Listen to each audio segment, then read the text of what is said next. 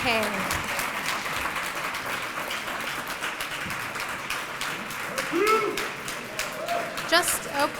Just to make sure that all the speakers actually get their full airtime, I ask you to refrain from applauding until the end because we don't want to interrupt their time so that they can make their full argument.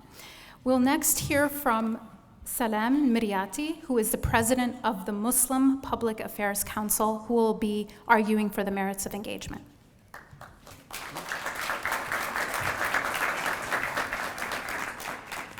Bismillah ar-Rahman ar-Rahim. I think we have to zoom out a little bit and first of all talk about what is it that defines these terms. Because like Hatem, I also believe that one is not mutually exclusive from the other, that we engage on a regular basis, and there are times when we have to involve ourselves in boycott. And engagement then, therefore, deserves a definition. What is engagement? I define engagement, and people say we need civic engagement. Everybody says, oh, we need more civic engagement. But nobody really understands what that means. So I would like to posit a definition that civic engagement means that you have a presence along with other Americans in public affairs to gain respect and acceptance of your values, our Islamic values, to effect positive change in society. And I do gain from the Quran in doing exactly that.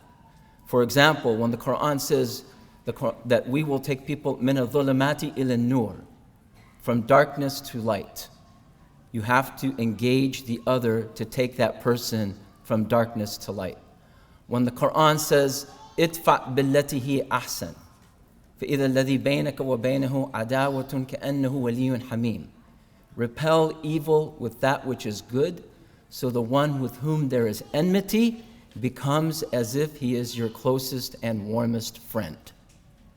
And the Prophet Muhammad did exactly that.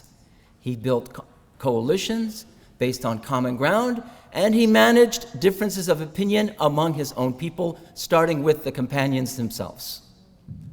So let us be a little bit humble and understand that none of us agree with 100% of these issues.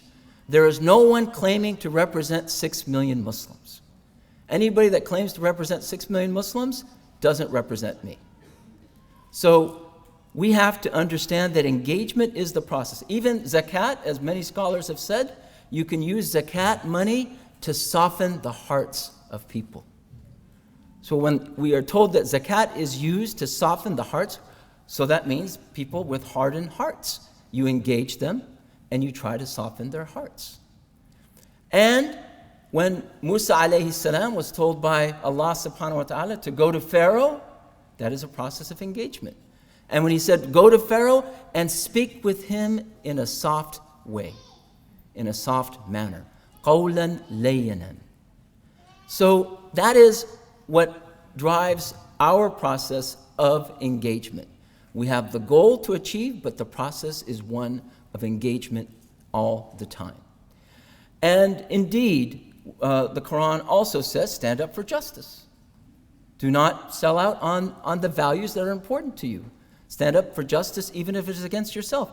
And it says, كُنْتُمْ خَيْرَ أُمَّةٍ أُخْرَجَتْ لِلنَّاسِ. You have been made the best community for people.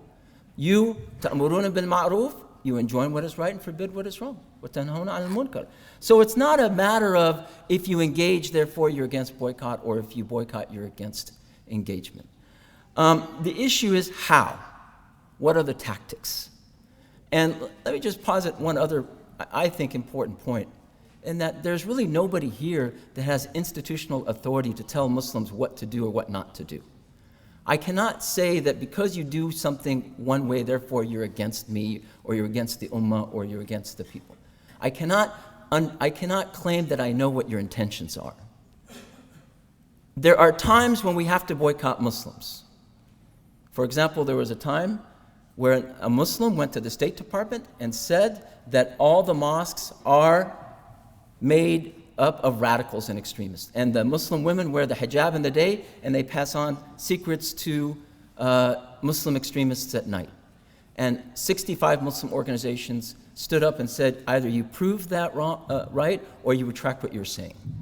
And that isolated that statement. But that is really the exception that proves the rule. Nobody here is doing that right now. Everybody here has the right intention. And so when somebody comes up to me and says, we have to boycott other Muslims because they're acting against the Quran, then that to me is a red flag. I have to think, say, wait a minute, let us come together. Unity does not mean conformity. Unity means managing differences of opinion. And until we have institutional authority, then nobody is representing anybody, really. Everybody is just representing themselves in terms of their views. Another red line about this issue is that we should verify information. So, for example, there's something that came out of the White House iftar last year that said the Israeli ambassador spoke at the White House iftar. How many people heard that? Okay? The Israeli ambassador did not speak at the White House iftar.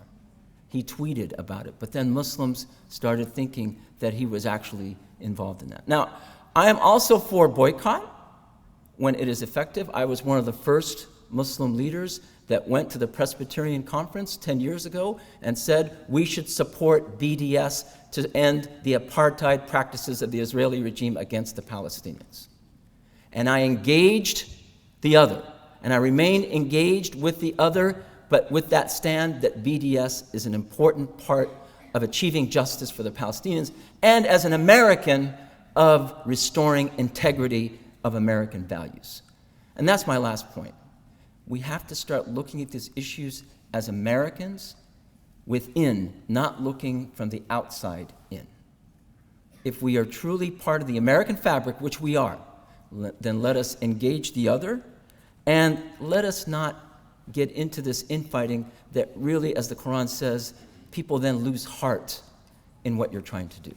Thank you very much. Salam alaikum.